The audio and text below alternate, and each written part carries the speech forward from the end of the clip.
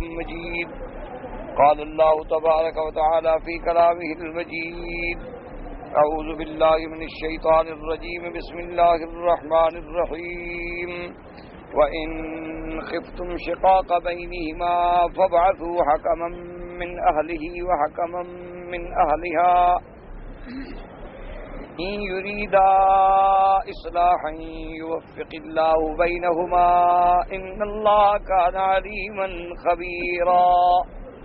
قال المؤلف والمفسر رحمه الله تعالى: وقال علي بن أبي طلحة عن ابن عباس رضي الله تعالى عنه: أمر الله عز وجل أن يبعثوا رجلا صالحا من أهل الرجل ورجلا مثله من أهل المرأة فينظران أيهما المسيء، فإن كان الرجل هو المسيء حجبوا عنه امرأته وقصروه على النفقة، وإن كانت المرأة هي المسيئة قصروها على زوجها ومنعوها النفقة، فإن اجتمع رأيهما على أن يفرقا أو يجمعا فأمرهما جائز، فإن رأيا أن يجمعا فرضي أحد الزوجين وكره الآخر ثم مات أحدهما فإن الذي رضي يرث الذي لم يرضى ولا يرث الكاره والراضي.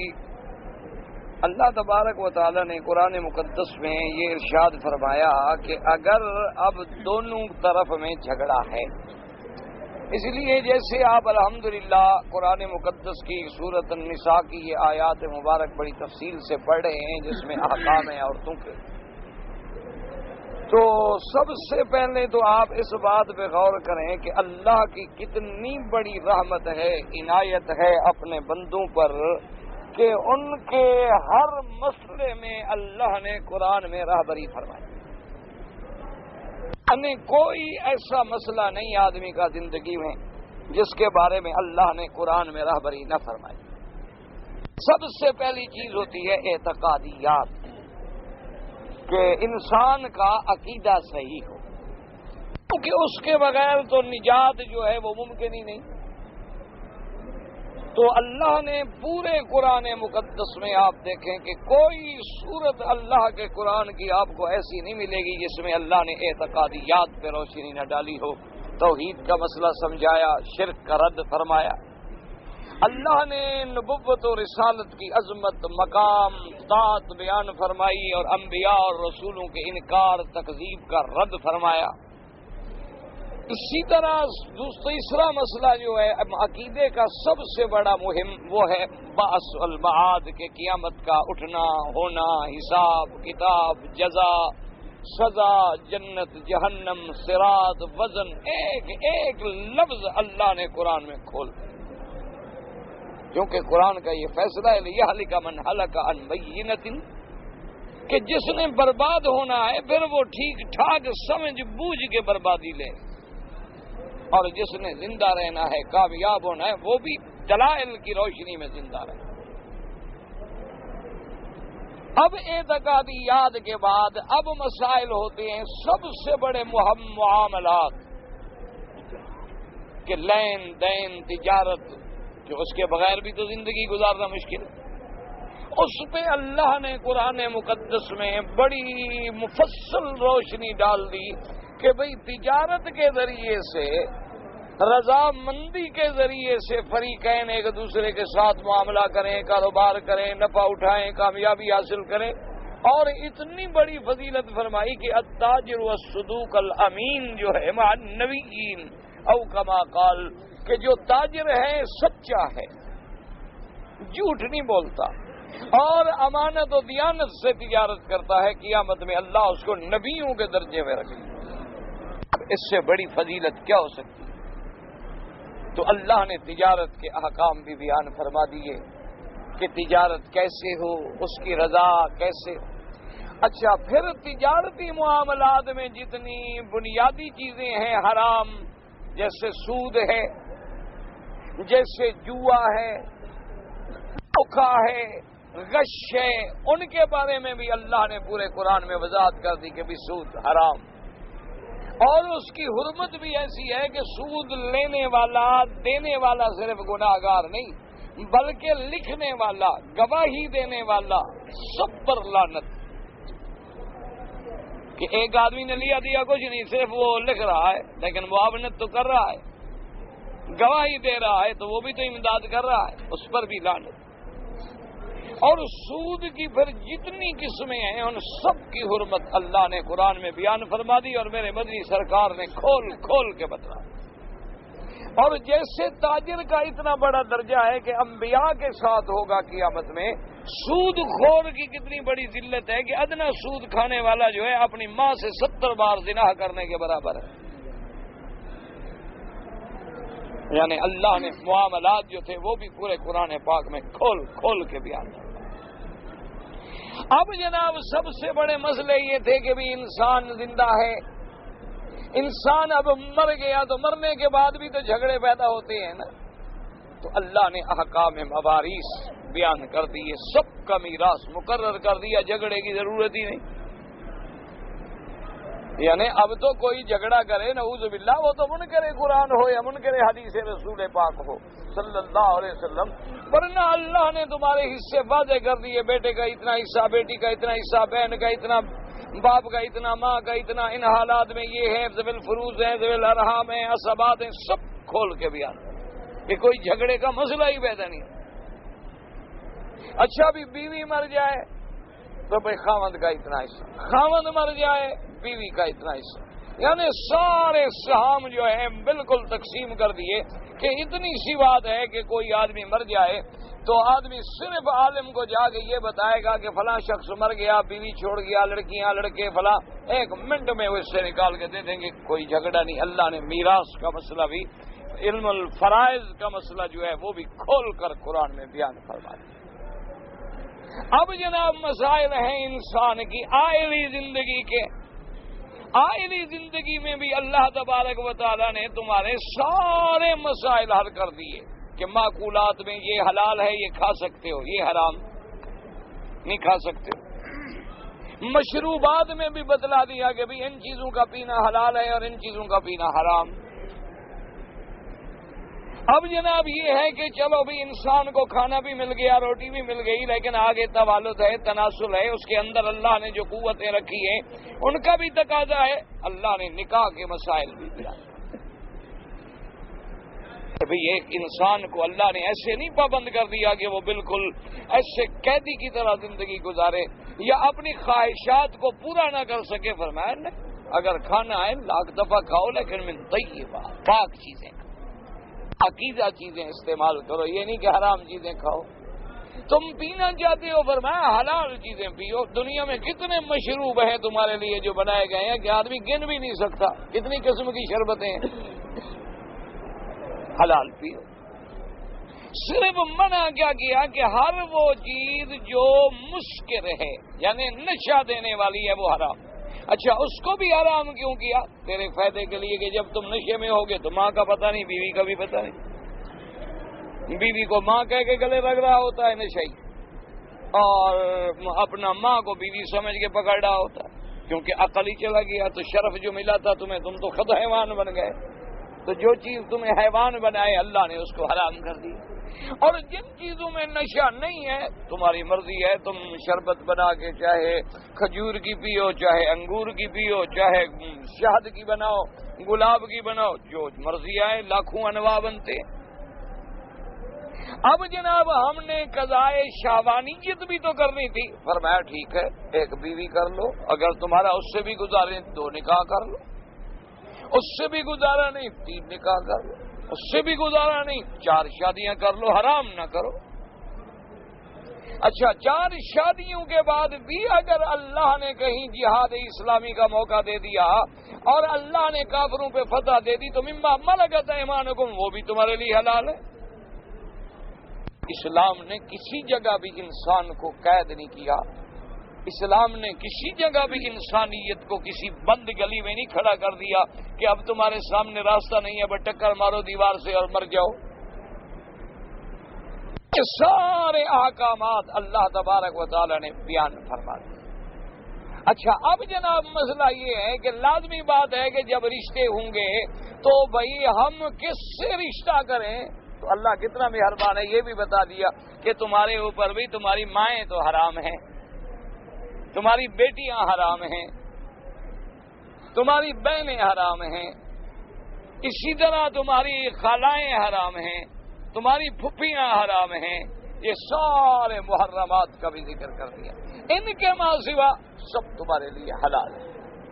یعنی اس سے بڑی بات کیا ہو سکتی ہے کہ اللہ نے تمہیں یہ بھی بتلا دیا کہ کس سے رشتہ کر سکتے ہو، کس سے رشتہ نہیں کر سکتے. اللہ نے کتنی بڑی مہربانی کی، فرمایا کہ اگر تم 2 شادیاں کرنا چاہتے ہو تو بیک وقت 2 بہنوں کو ایک نکاح میں نہ رکھو. 2 بہنیں ایک آدمی کے نکاح میں بیک وقت جمع کرنا جو ہے حرام ہے. کیوں؟ وہ بھی اللہ نے تم پر احسان کیا. کیا وجہ ہے کہ جب 2 بہنیں ہوں گی تو فطری بات ہے کہ سوکن میں کچھ نہ کچھ تو جھگڑے ہوتے ہیں نا.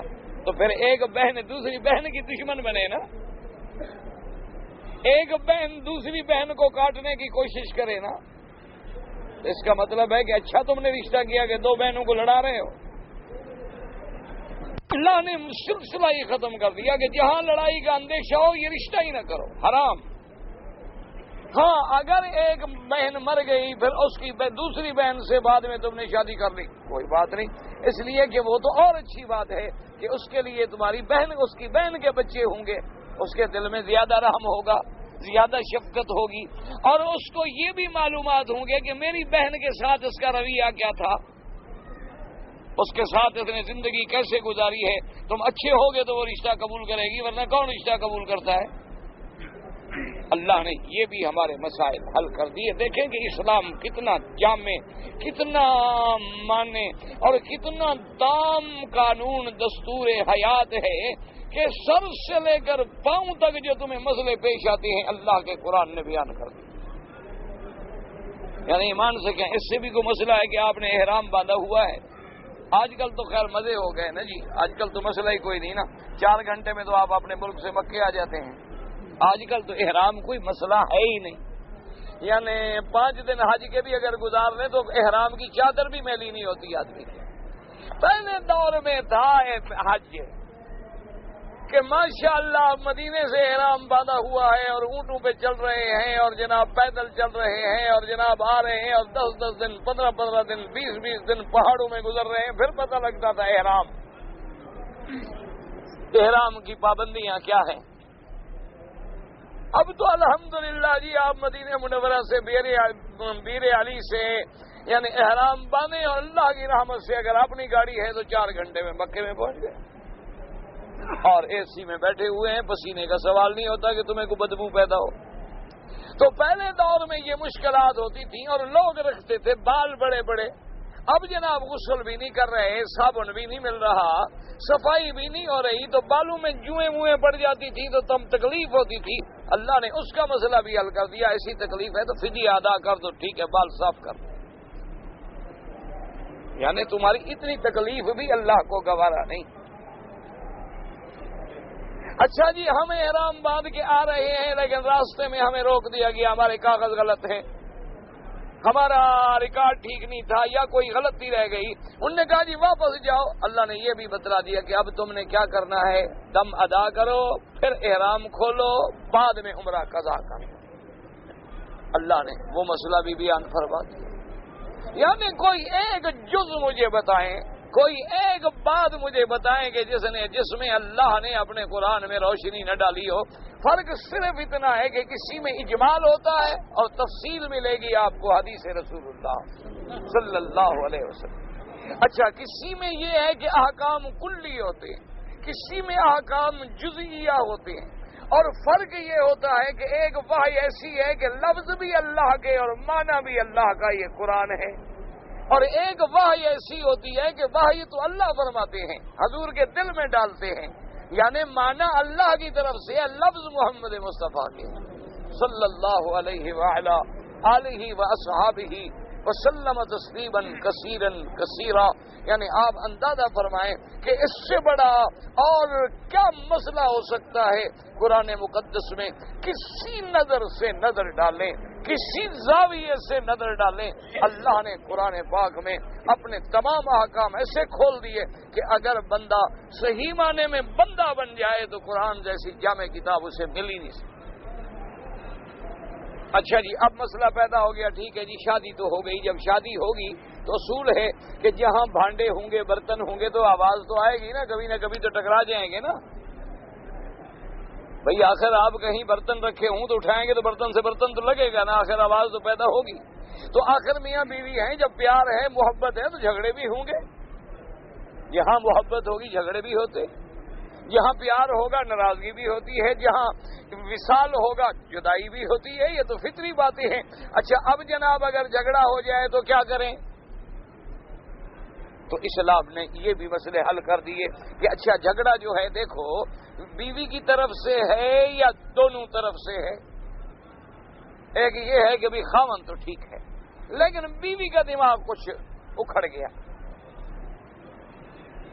بیوی کے دماغ میں کچھ گڑبڑ پیدا ہو گئی ہے، اب وہ بات بات پہ لڑتی ہے، نافرمانی کی ہوا آنی شروع ہو گئی ہے، تو اللہ نے حکم دے دیا کہ اچھا ایسی بات ہو تو سب سے پہلی بات یہ ہے کہ اس کو نصیحت کرے، تاکہ مسئلہ، اب دیکھیں خدا نے خاوند کو حکم دیا، یہ نہیں کہا کہ مولوی کے پاس لے جاؤ وہ تقریر کرے، یہ نہیں کہا کہ پیر صاحب کے پاس لے جاؤ وہ جن شن نکال دے گا ٹھیک ہو جائے گا۔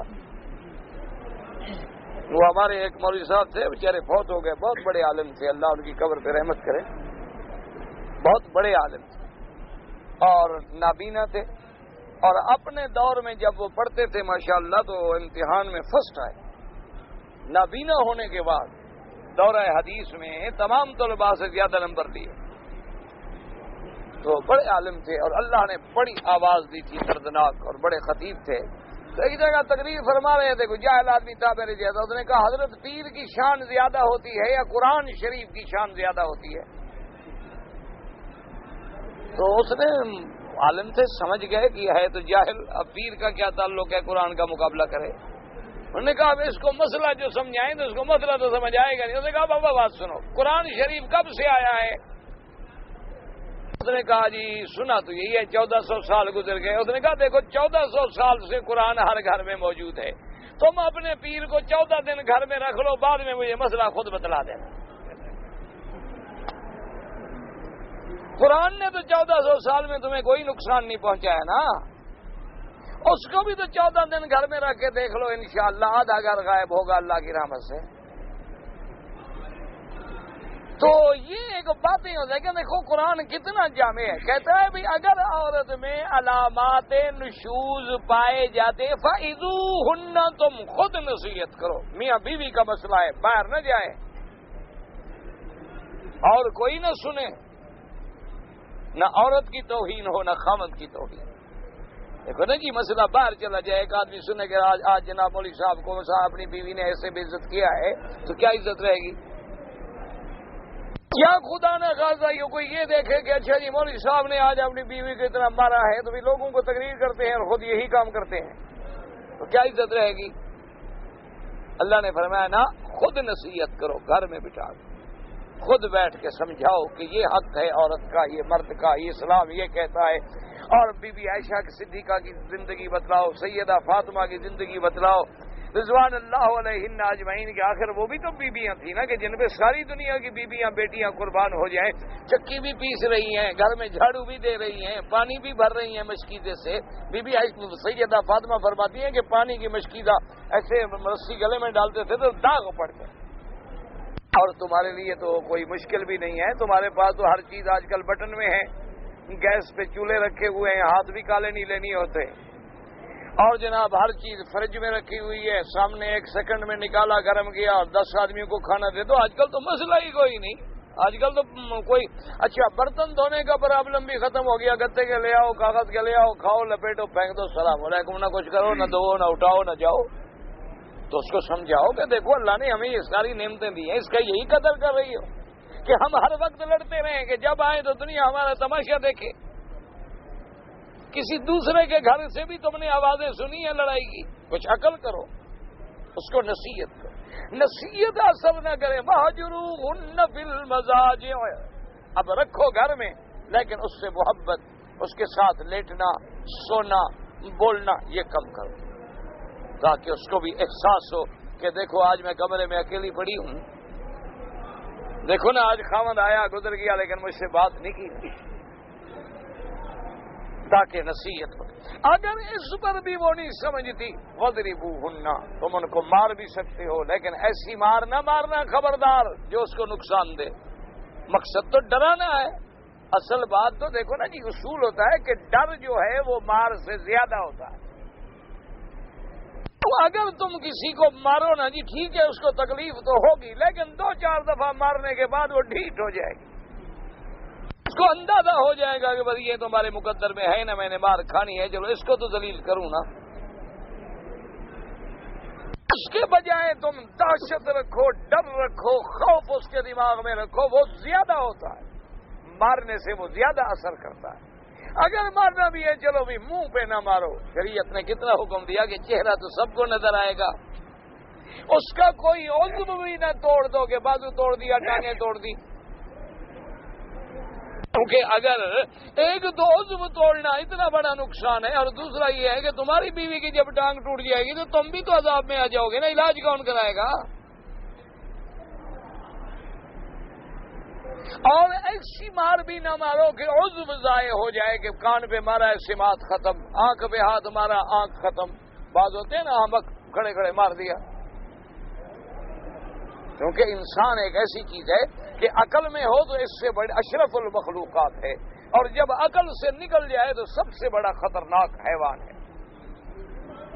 یہ نہیں دیکھتا کہ میں مار رہا ہوں کیا ہو رہا ہے, کسی کی آنکھ جا رہی ہے کسی کا کچھ ہو رہا ہے. یہ بھی تمہیں سمجھا دیا. اچھا جی اب مسئلہ یہ پیدا ہو گیا کہ بھائی اب صرف بیوی کی طرف سے جھگڑا نہیں دونوں کا دماغ پھر گیا ہے. بیوی بھی لڑ رہی ہے اور خاوند بھی اچھل رہا ہے.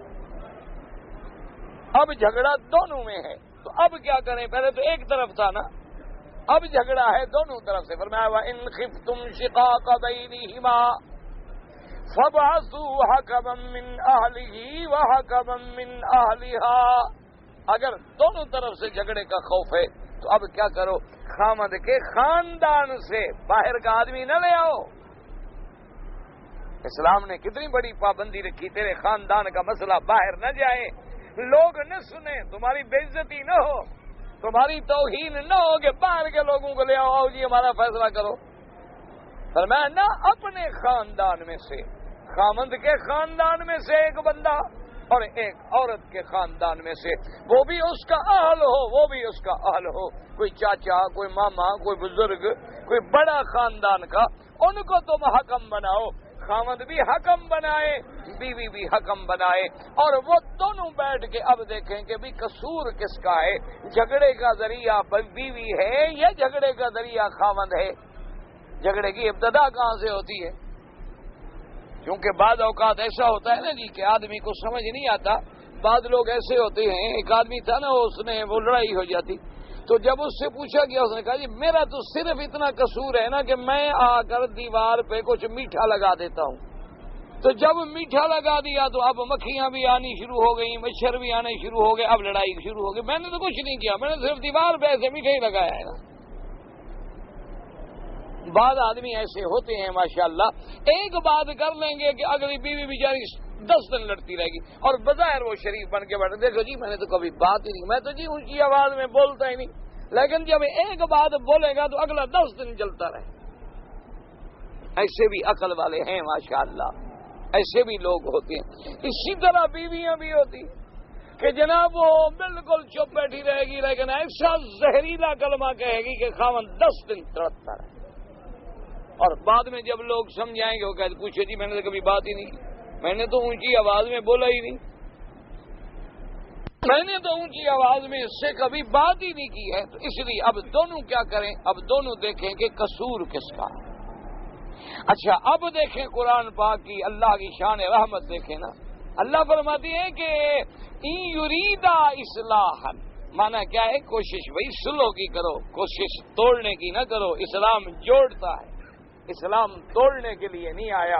اسلام 5 دفعہ مسجد میں سارے محلے کو جوڑتا ہے, جمعہ والے دن سارے شہر کو جوڑتا ہے, عید والے دن ساری آبادی کو جوڑتا ہے. اسلام ملانے کے لیے آیا ہے, اسلام توڑنے کے لیے نہیں آیا. تم حکم بنے ہو تو کوشش کرو کہ سلو کرو. دونوں کی اصلاح۔ اچھا اگر تم دونوں کی نیت ہے صلح کرانے کی تو فرمایا یوفق اللہ، اللہ تمہیں توفیق دیں گے، اللہ تمہیں ایسی بات کہنے کا طریقہ دے دیں گے کہ صلح ہو جائے گی، لیکن شرط یہ ہے کہ تمہاری نیت بھی صلح کرانے کی ہو۔ اگر دلوں میں کھوٹ ہے پھر صلح نہیں ہو۔ جیسے حدیث پاک میں آتا ہے کہ جب آدمی مل کے تجارت کرے نا کہ جی آئے میں اور آپ تجارت کرتے ہیں، اللہ فرماتے ہیں کہ جب تم دو شریک بنتے ہو تو تیسرا میں ہوتا ہوں، اور جب دونوں کے دل میں کسی ایک شریک کے دل میں کھوٹ آیا اللہ فرماتے ہیں میں اپنی ذات علیحدہ کر لیتا ہوں، پھر کامیابی کیسے ہو؟ پھر تو نقصان ہی نقصان، کیوں جب اللہ کی ذات ساتھ ہے تو نقصان سے ہم بچے ہوئے ہیں۔ اب جب دو شریک ہیں کاروبار کا، ایک کے دل میں ایک پیسے کا کھوٹ آ گیا، بس اللہ نے اپنی رحمت ہٹا دی، اور جب اللہ کی رحمت ہٹ گئی اب ہم گھاٹے میں، نقصان میں، عذاب میں مبتلا ہونا شروع ہو گئے۔ اس لیے اللہ نے حکم دیا کہ بھی کوشش کیا کرو صلح کی کرو۔ اب دو مسئلے تھے صرف جو میں نے پہلے بھی عرض کیے تھے، یہ چونکہ آئلی معاملے ہیں، رات دن بندوں کو پیش آتے ہیں، اس لیے ضرورت ہوتی ہے کہ ان کو زیادہ سے زیادہ کھول کے بیان کیا جائے، کیونکہ یہ تو ہر گھر کا مسئلہ ہے نا جی۔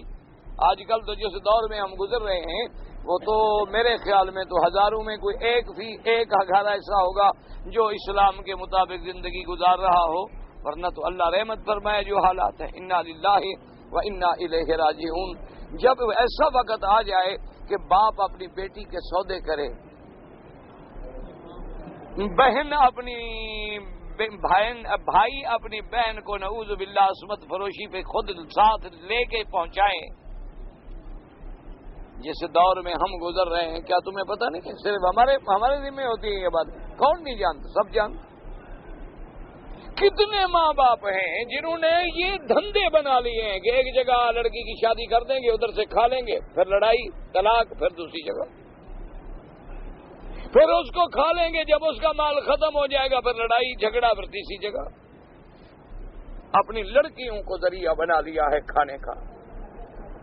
کتنے بغیرت بھائی ہیں جو اپنے بہنوں کے دلال ہیں، کتنے بے غیرت ماں باپ ہیں جن کے سامنے ان کی بیٹیاں عصمت فروشی کرتی ہیں، ان کے سامنے دیکھو نا جی، کوئی اندھا ہے تیری بیٹی یا میری بیٹی جو ساری رات گھر سے غائب رہے، کیا تم نے کوئی کالے شیشے کی اینک چڑھائی ہوئی ہے؟ تمہیں نظر نہیں آتی کہ کدھر گئی تھی رات؟ کوئی اندھے ہو؟ بھائی ایک نوجوان لڑکی ہے ساری رات گھر سے غائب ہے، کیا مانا؟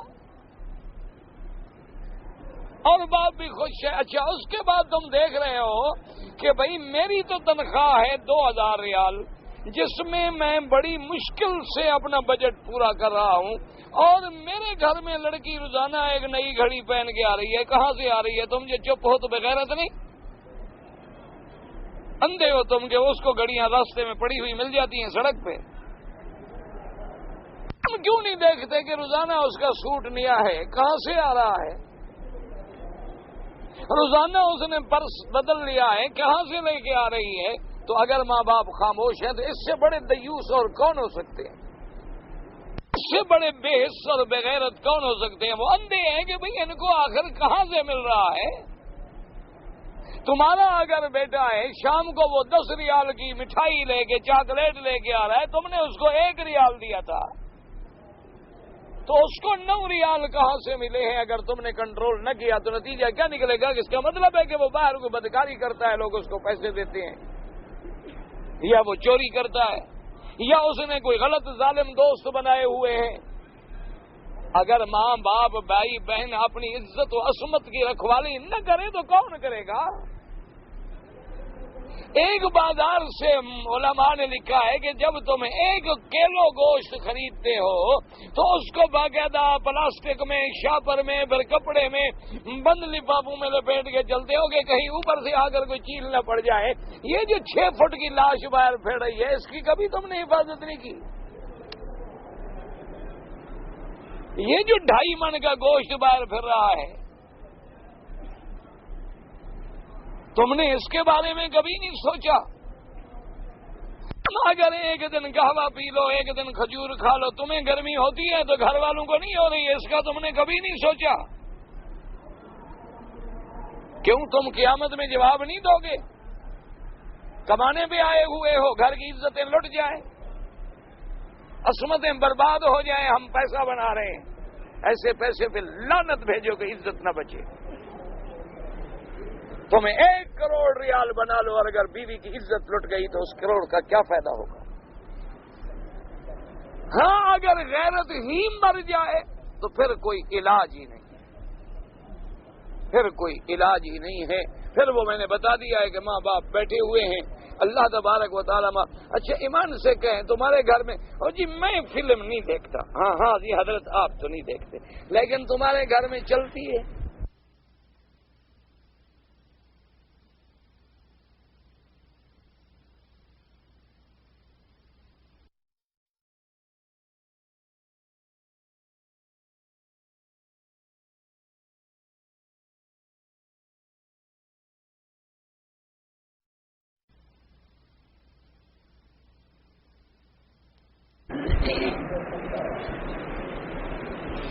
آپ تو جناب صبح آ جاتے ہیں ماشاءاللہ صف اول میں، اللہ اکبر، تہجد بھی حرم میں پڑھیں، بیوی جو سوئی ہوئی ہے اس کا ذمہ دار کون ہے؟ بیٹوں نے جو نماز نہیں پڑھی اس کا ذمہ دار کون ہے؟ تمہاری بیٹی نے جو نماز نہیں پڑھی اس کی ذمہ داری کس میں؟ کلکم مسئول عن رعیتہ، تم سب اپنے ماتحت کے مسئول ہو۔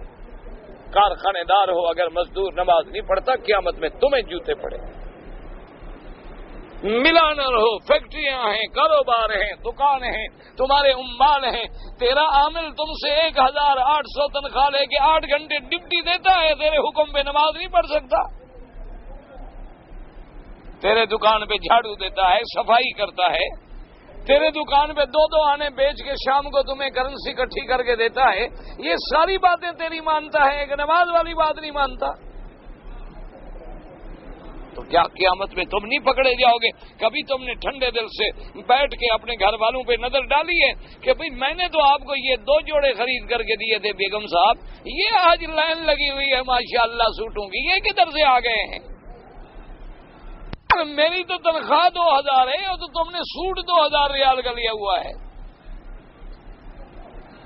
یہ کہاں سے آ گیا ہے؟ کبھی ان باتوں پہ تم نے گھر میں نظر رکھی ہے؟ نہیں، یہ سبحان اللہ نیک آدمی ہے جی، بزرگ جی، بس گھر میں جاتے ہیں بیچارے، بزرگ آدمی ہیں، کوئی ایسے بزرگ نہیں ہے، بھیڑیے ہیں، قیامت میں سب سے پہلے یہی پکڑے جائیں، کوئی بزرگی شزرگی نہیں۔ بزرگ ہوتے تو اللہ رسول کے حکم پہ نہ چلتے۔ حضور صلی اللہ علیہ وسلم کے سامنے تو 1 گلاس دودھ کا آئے تو فرماتے ہیں کہاں سے آیا ہے، کس نے بھیجا ہے؟ ایک دفعہ غلطی ہو گئی سیدنا ابی بکر صدیق رضی اللہ تعالیٰ عنہ سے، حالانکہ غلطی بھی نہیں تھی، کہ ان کے غلام نے دودھ لا کے رکھا تھا، حضرت کو جو پیاس لگی ہوئی تھی دودھ پی لیا، جب پی لیا تو اس کے فوراً بعد غلام کو بلایا کہ بھئی یہ دودھ کہاں سے لائے تھے تم؟ اس نے کہا حضرت بات یہ ہے کہ میں جب کافر تھا، ابھی مسلمان نہیں ہوا تھا، تو فلاں قبیلے کا ایک آدمی جو ہے بیمار ہو گیا تھا، اس زمانے میں منتر شنتر پڑھتا تھا، وہ مجھے لے گئے تھے تو میں نے کوئی منتر شنتر پڑھے تو وہ ٹھیک ہو گیا۔ آج مدت کے بعد وہ لوگ مجھے ملے تو انہوں نے اپنے بکریوں کا دودھ دو رہے تھے تو مجھے بھی اتنا دودھ دے دیا کہ تم پی لو، وہ میں لے آیا رکھ دیا۔ تو آپ نے فرمایا لا حول، تو حضرت علی، حضرت ابو بکر صدیق نے انگلی ڈالی، روایات موجود ہیں، انگلی ڈال رہے ہیں، کہہ کر رہے ہیں، غلام نے کہا مجھے یہ ڈر ہو گیا کہ کہیں سیدنا صدیق کی جان نہ نکل جائے، اور اس کے بعد کہا اللہ میاں میرے بس میں تو یہی تھا جو میں نکال سکا، جو اندر چلا گیا مجھ سے نہیں نکل سکا، مجھے معاف کر دو۔ حالانکہ شریعت میں کوئی گناہ نہیں تھا، اگر غلط دودھ لیا تو نوکر نے لیا ہے نا، حضرت نے تو نوکر سے لیا ہے، نوکر نے تو اس کو ہدیہ کر دیا۔ لیکن حضرت صدیق نے فرمایا ایسا دودھ میرے اندر کیوں جائے جو غلط منتر پڑھ کے ملا تھا، حالانکہ وہ منتر پڑھنے کا وقت بھی گزر گیا، وہ منتر پڑھنے کا دور بھی گزر گیا۔ تو یعنی اندازہ فرمائیں کہ 1 گلاس حضور کے گھر میں گوشت پک رہا ہے، فرمایا کہاں سے آیا؟ انہوں نے کہا حضور یہ صدقے کا گوشت ہے، فلاں آدمی خیرات کا دے گیا ہے۔ مقصد کیا تھا کہ امت کو تعلیم دو کہ بھائی تم بیچارے مزدور آدمی ہو، گھر میں شام کو کڑھائی گوشت آیا ہوا ہے تو پتہ تو کرو نا یہ کڑھائی کس کے گھر سے پکی ہے، تحقیق تو کرو نا. یہی جب تم چپ رہو گے تو یہی جرائم بنے گے. تمہارے گھر میں جناب تشریف لے جاؤ، جیسے دیکھتے ہو نا بھی یہ کتاب جو رکھی ہے، دیکھوں تو صحیح بھی کتاب کیا، اسی طرح ذرا فلمیں تو گھر کی چیک کرو. کیا کیا میری بیٹیاں، میری بہنیں، میرے بیٹے، میری اولاد کیا کیا دیکھ کیا کیا رہی ہے. بھائی زیادہ سے زیادہ یہی ہوگا تمہارا کہنا نہیں مانے گے، کہو السلام علیکم میں جا رہا ہوں.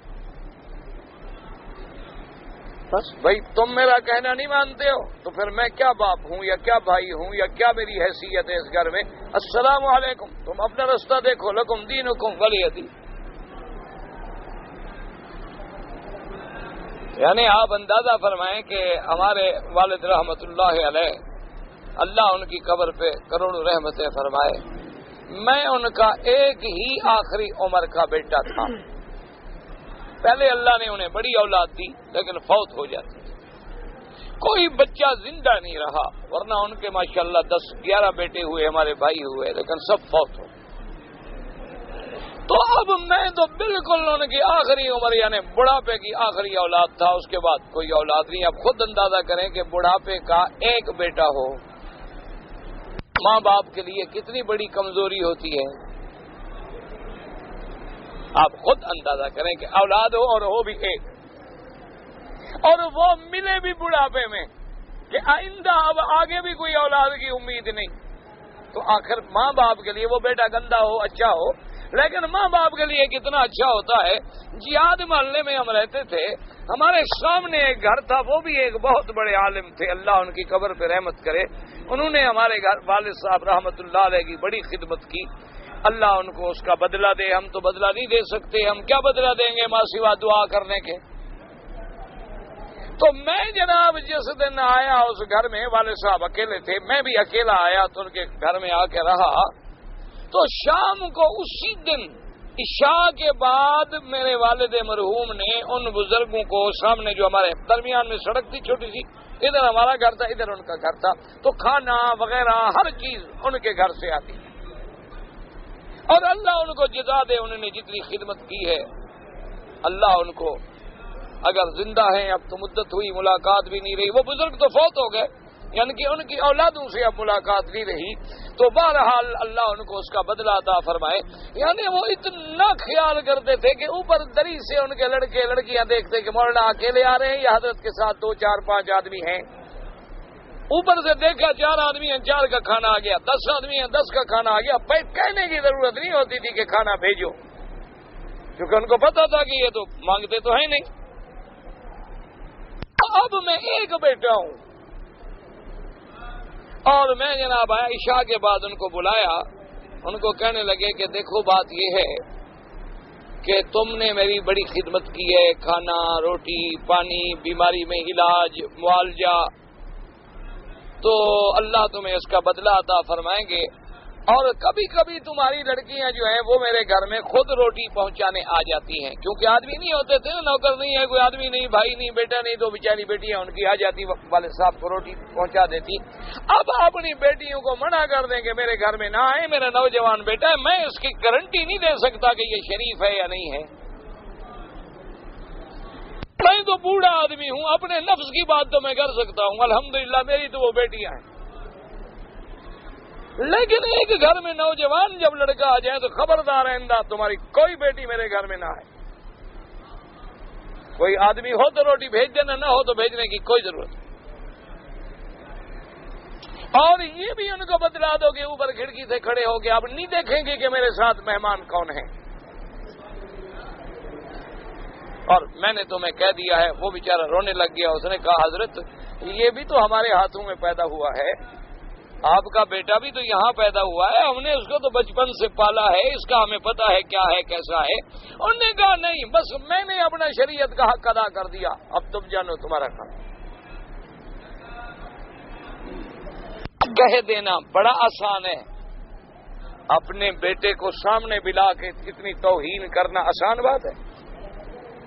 یعنی آپ کیا سمجھتے ہیں کہ مجھ پہ کیا گزری ہوگی کہ میرا باپ مجھے کیا سمجھتا ہے؟ میرے دل پہ کتنے بڑے آرے چلے ہوں گے کہ یار انا للہ و انا الیہ، میرے اوپر تو میرے باپ کو بھی اعتماد نہیں، تو مجھ پہ کیا گزری ہوگی؟ آپ یقین کریں کہ اب میں بھی بلوچ آدمی، میرا بھی خون کھول گیا، میں نے کئی دن روٹی نہیں کھائی۔ والد صاحب بلائے بھی کھانا کھاؤ، میں نے کھا لیا ہے جی۔ 3-4 دن کے بعد سمجھ گئے، انہوں نے کہا تم اس بات پہ ناراض ہو بیٹا، شریعت مجھے حضور کی محبوب ہے، اگر اللہ رسول کے لیے تم ناراض ہوتے ہو تو نکل جاؤ،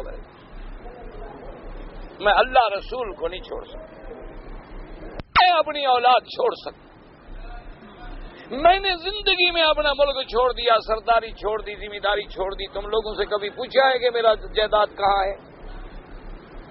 تم لوگوں سے کبھی پوچھا ہے کہ مجھے سال میں تم نے کیا بھیجا؟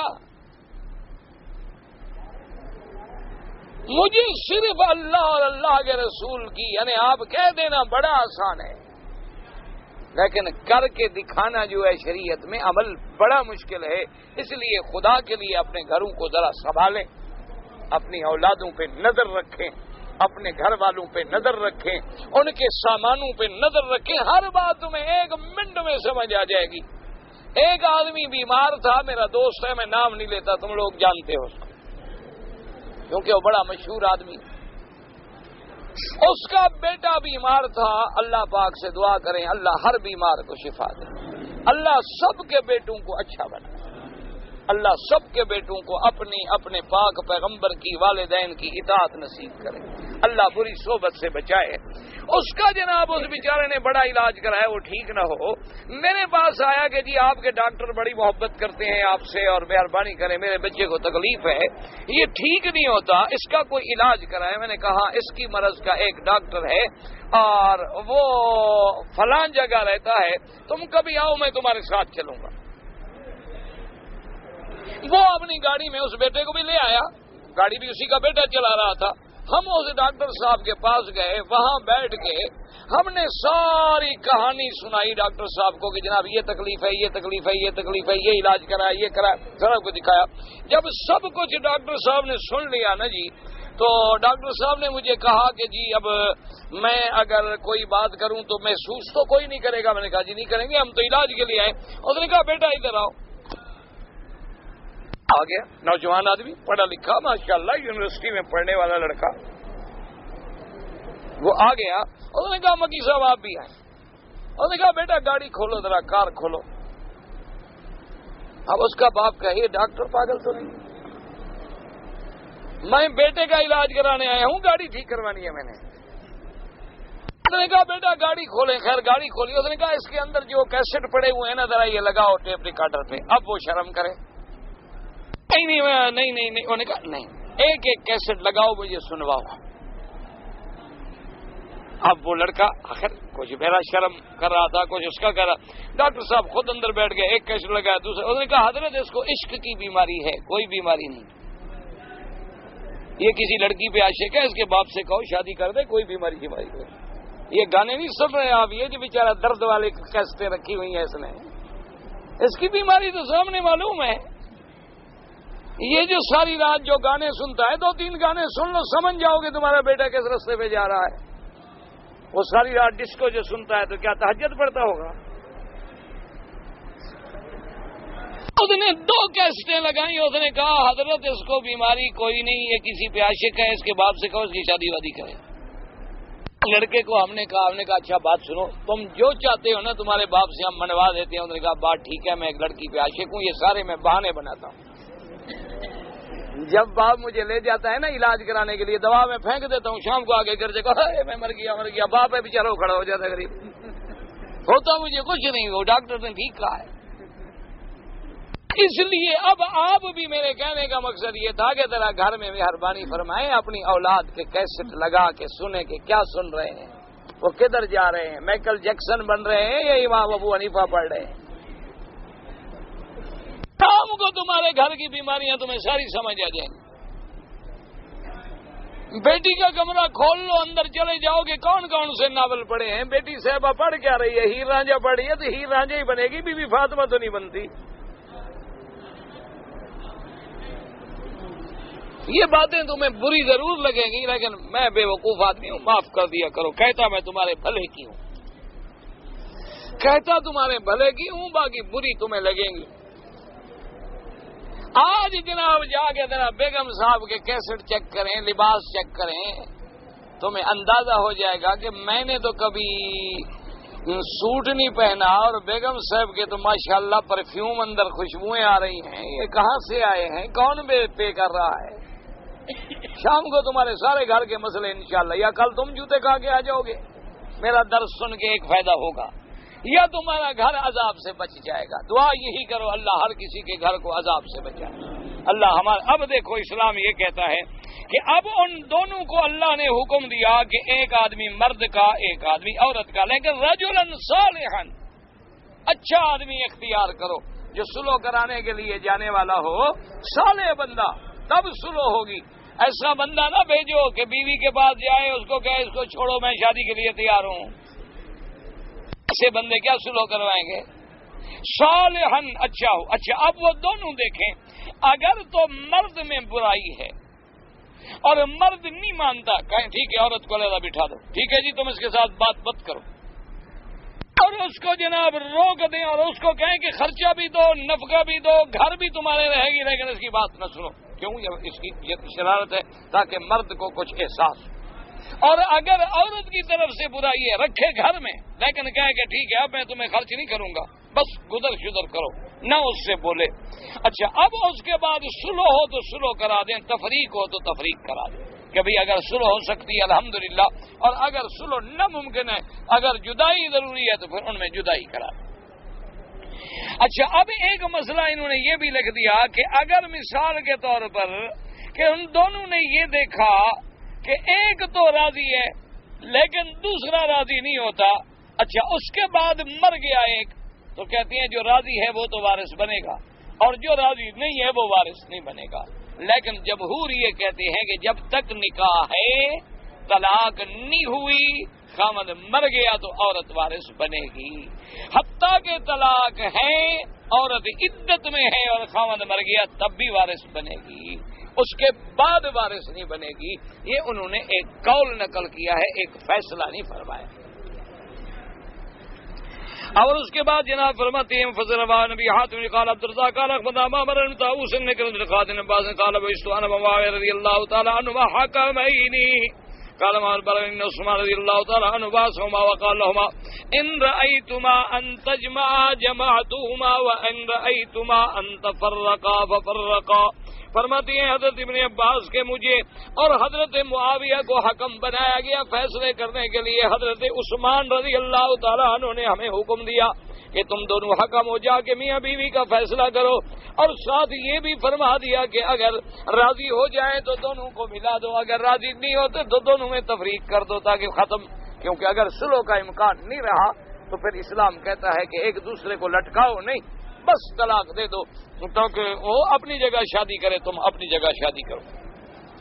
وقال انبانا ابن جریج قال حدثني ابن ابي مليكه الناقد بن ابي تزوج فاطمه بنت عتبه بن ربيعه فقالت سيري لي فكان اذا دخل عليها قالت اين عتبه وشهر ربيعه فقال لا يسارك في النار اذا دخلت فشدت عليها ثيابها فجاءت عثمان فذكرت له ذلك فضحك فارسل ابن عباس وقال ابن عباس افرق بينهما فقال معاويه رضي الله تعالى عنه ما كنت يفرق بين شخصين من بني عبد مناف فاتياهما فوجداهما قد اغلق عليهما فما ورجعا۔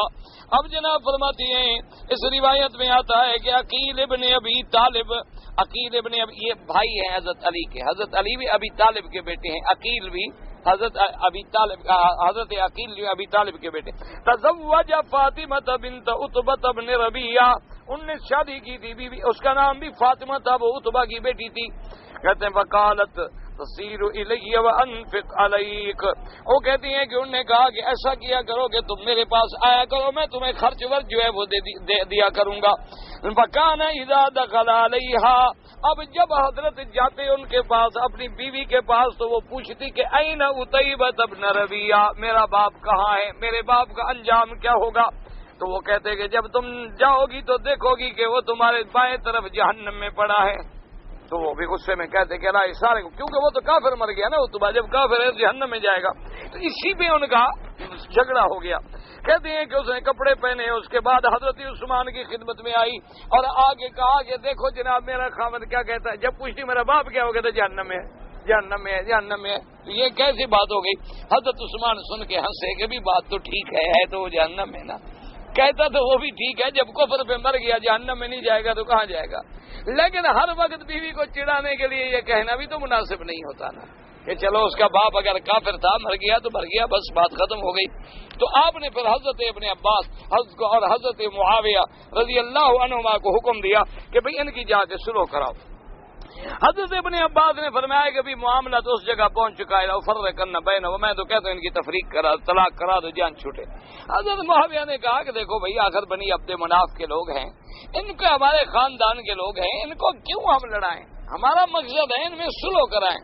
اچھا وہ دونوں آئے ان کے گھر میں سلو کرانے کے لیے، دیکھا کہ دروازہ بند ہے، میاں بیوی اندر خوش ہے. کہا چلو بھی ان کی سلو ہو گئی ہے. سلو نہ ہوتی تو ایک گھر میں کیسے اکٹھے ہوتے؟ جب آپس میں انہوں نے سلو کر لیا تھا، ہمیں خامخواہ ضرورت کیا ہے جانے کی. تو واپس آ گئے کہ بھی ٹھیک ہے. وقال عبد الرزاق قال اخبرنا معمر بن جبر بن سيرين وبعد قال شئت علي وجاءت امرأة من زوجها وكل واحد من وافي عام من الناس فأخرج هؤلاء حكما وهؤلاء حكما. اب جناب فرماتی ہیں کہ میں حضرت علی رضی اللہ تعالیٰ عنہ کی خدمت میں بیٹھا تھا کہ ایک عورت اور ایک اس کا خاوند آئے، لیکن دونوں کے ساتھ بہت لوگ تھے، اس کے ساتھ بھی اس کا قبیلہ، اس کے ساتھ بھی اس کا قبیلہ. حضرت نے فرمایا کہ چلو تم ایک حکم بناؤ، تم ایک حکم بناؤ. وقال علی رضی اللہ تعالیٰ عنہ للحکمین اتدریان ما علیکما ان علیکما رأیتما ان تجمع جمعتما. فقالت المرأة رضیت بکتاب اللہ لی وعلیہ وقال الزوج من فرقت فلا. وقال علی كتبت والله لا تبرح حتى ترضى بكتاب الله عز وجل لك وعليك. اب جناب حضرت علی رضی اللہ تعالیٰ عنہ نے فرمایا دونوں حکم سے کہ دیکھو تم کوشش کرو، اگر دیکھو سلو کی تو سلو کر دو، اور اگر دیکھو کہ سلو کا حد نہیں رہی، اب ان میں تفریق کرنی ہے تو تفریق کر دو. عورت نے کہا کہ حضرت علی مجھے اللہ کا اور اللہ کے رسول کا اور آپ کا فرمان قبول ہے. جو اللہ رسول کا حکم ہو، بات سننے کے بعد اگر حکم ہوگا سلو کا تو میں حاضر، اگر حکم ہوگا طلاق کا تو میں حاضر. خاوند کہنے لگا جی طلاق کا ہوا تو میں نہیں مانوں گا، سلو والی بات ہو پھر تو میں مانوں گا. اگر طلاق والا مسئلہ حضرت نے فرمایا خبر تھا، یہ کیا بات ہے، ماننا فیصلہ تو پھر دونوں ماننے پڑیں گے. اگر سلو تو سلو، اگر طلاق تو طلاق. تمہیں بھی اللہ کے قرآن اور سنت رسول اللہ پہ عمل کرنا پڑے گا اور اس کے مطابق فیصلہ ماننا پڑے گا. اس کے بعد جناب فرماتے ہیں بن سیرین ان عبیدۃ ان علی مثلہ ورواه من وجه آخر ان ابن سیرین ان عبیدۃ علی به وقد اجمع العلماء على ان الحكمين هما الجمع والتفرقة. وحتى قال ابراهيم النخعي ان شاء الحكمان ان يفرقا بينهما بالطلقة وبالطلقة وثلاث فعلا. اب جناب فرماتی ہیں کہ علماء یہ کہتی ہیں کہ دونوں حکم جو ہیں ان کو اختیار ہے، وہ چاہیں تو دونوں میں سلو کرا دیں اور چاہیں تو دونوں میں طلاق کرا دیں. حتیٰ کہ بعض علماء نے کہا وہ چاہیں کہ ایک طلاق تو ایک، دو دو، تین تین، یعنی اتنا تک ان کو اختیار ہے. اب اس کے بعد فرماتے ہیں وقال الحكم البصري الحکمان یحکمان فی الجمع لا فی التفرقہ. لیکن حکم بصری فرماتی ہیں ان دونوں حکم کو یہ تو اختیار ہے کہ دونوں کی صلح کرا دیں، لیکن ان دونوں کو یہ اختیار نہیں کہ ان کے اندر طلاق واقع کر دیں. وقضا قال قتادہ وزید بن اسلم وبه قال احمد بن حنبل وابو ثور وداؤد. اسی طرح حضرت قتادہ، حضرت زید بن اسلم، حضرت احمد بن حنبل رحمۃ اللہ علیہ، اور یہی مسئلہ امام ابو حنیفہ رحمۃ اللہ علیہ کا. وہ فرماتی ہیں قرآن کہتا ہے ان یریدا ان یصلحا، کہ اللہ فرماتی ہیں کہ اگر ان دونوں کا ارادہ ہو سلو کا تو دونوں حکم سلو تو کر سکتے ہیں میاں بیوی کی، لیکن یہ نہیں کر سکتے کہ طلاق. ہاں اگر دونوں میاں بیوی ان کو یہ اختیار بھی دے دیں کہ بھئی تم چاہے ہماری سلو کرا دو، اختیار، تم فیصلہ کرو ہم دونوں میں طلاق کا، تو اختیار، پھر وہ طلاق کر سکتے ہیں. ورنہ صرف حکم بننے سے ان کو اختیار نہیں ملتا. اور اس کے بعد جناب فرماتے ہیں وسلم وما قدم قول فیرید اسلام اللہ بینما ولم یذکر التفریق واما اذا كان وکیلین من جهة الزوجین فانه ينفذ حكمهما في الجمع والتفرقة بلا خلاف. اب مسئلہ یہ ہے کہ یہ بنائے تھے ہم نے حکم، ایک ہے کہ خاوند نے بھی اپنا وکیل بنایا، اور بیوی نے بھی اپنا وکیل بنایا تو وکیل کو تو اختیار ہے، اس میں تو جھگڑا ہے نہیں۔ یہ اس وقت ہے کہ ہم نے دو حکم چنے ہیں فیصل کہ دو آدمی ہماری، تو یہ اصلاح کرا سکتے ہیں اور طلاق نہیں کرا سکتے۔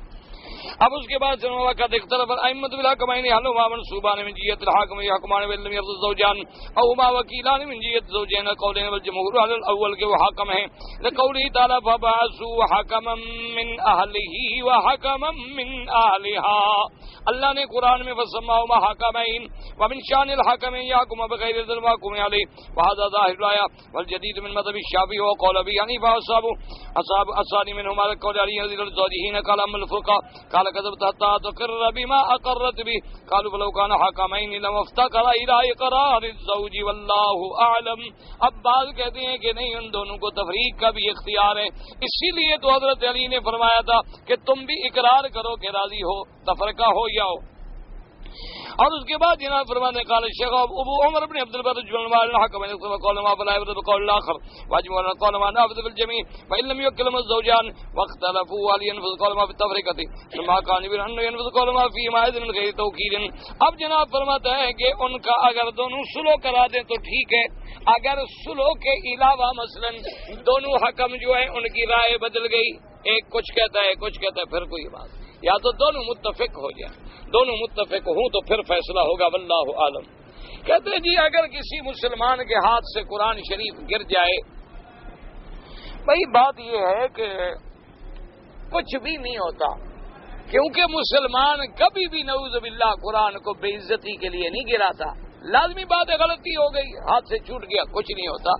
یہ ہمارے ہاں جو رواج ہے جی قرآن گر گیا خیرات کرو، اس طرح خیرات کرتے ہیں، قرآن جو حکم دے رہا ہے اس پر تو عمل نہیں کرتے۔ یہ کون سا اعتقاد ہے کہ قرآن ہاتھ سے چھوٹ گیا خیرات کرو خیرات کرو خیرات کرو، لیکن قرآن جو کچھ کہہ رہا ہے اس پہ عمل، دعا کرو، اس کے لیے دعا کرو، یہ کوئی مسئلہ نہیں۔ مسلمان کبھی قرآن کی توہین نہیں کرتا، نہ اس کے دل میں ہوتا ہے اللہ معاف کرے کہ میں قرآن کو پھینک دوں، بندہ ہے اٹھا رہا تھا گر گیا، کبھی پورا قرآن ماشاءاللہ رکھے ہوتے ہیں، آدمی نکالنا پڑتا ہے 4 گر جاتے ہیں، ایسی بات کوئی نہیں، چونکہ اللہ نیتوں کو جانتے ہیں، اس کے دل کے اندر توہین نہیں ہوتی۔ کہتے ہیں جی 4 رکعت سنت میں تیسری رکعت جو ہے اگر ثنا سے شروع کریں وہ بھی جائز ہے، یعنی 4 رکعت سنت پڑھ رہے ہیں، 2 رکعت کے بعد جب کھڑے ہوئے تو سبحانک اللہم پھر پڑھ لیں، کوئی بات نہیں، فاتحہ سے شروع کریں تب بھی کوئی بات نہیں۔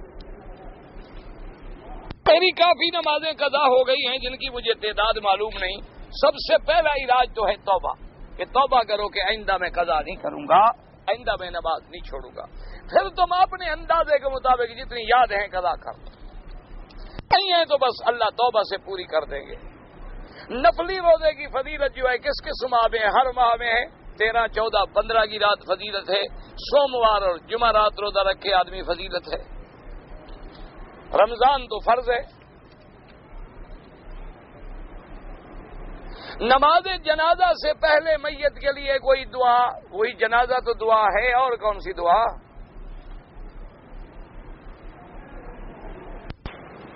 میت گھر پر ہو یا کہیں ہو، اصل دعا وہ ہے جو آپ جنازے میں مانگیں گے۔ اگر کوئی آدمی صلی اللہ علیہ وسلم درود پڑھنے میں ملا لے کوئی حرج نہیں، لیکن نماز میں آپ نہیں پڑھا سکتے، نماز میں آپ وہی درود پڑھیں گے جو حدیث میں ہے، اللہم صلی علی محمد وعلی آل محمد کما صلیت علی ابراہیم وعلی آل ابراہیم فی العالمین وبارک علی محمد وعلی آل محمد کما بارکت علی ابراہیم وعلی آل ابراہیم فی العالمین انک حمید مجید۔ اگر نماز کے باہر آپ پڑھ رہے ہیں تو ساتھ صلی اللہ علیہ وسلم بھی کہہ دیا، ٹھیک ہے کوئی بات نہیں، کوئی ایسی ہوتی۔ جی کو لگانا مجھے سمجھ نہیں آتا کیا مطلب ہے، کہ فاستجیبوا کا معنی کیا ہے کہ جی کو لگاؤ، فاستجیبوا کا معنی ہے حضور کے حکم پہ چلو۔ دکان کے نام الصادق رکھیں کوئی حرج نہیں، کوئی بات نہیں، لیکن پھر سچ بولنا بھی صحیح، ایسا نہ ہو کہ نام صادق ہو اور اندر کاذب بیٹھا ہو۔